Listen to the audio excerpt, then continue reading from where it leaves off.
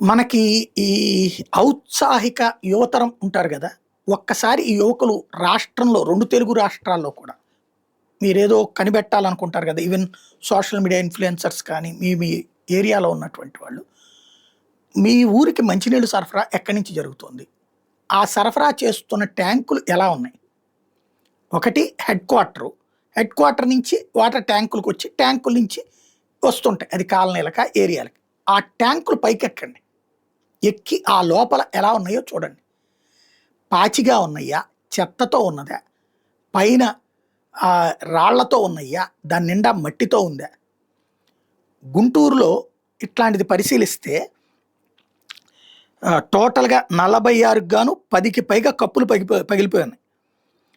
పక్షుల వ్యర్థాలు దుమ్ము ధూళితో నిండిపోయి ఉన్నాయి. మిగిలిన ట్యాంకులో నిర్ణీత గడువులో శుభ్రం చేయకపోతే పాచి పట్టి పురుగులతో దర్శనమిస్తాయి. అదే నీళ్లు సేఫ్ డ్రింకింగ్ వాటర్ కింద ఇంటికొస్తాయి. అయ్యే తాగుతున్నారు జనం.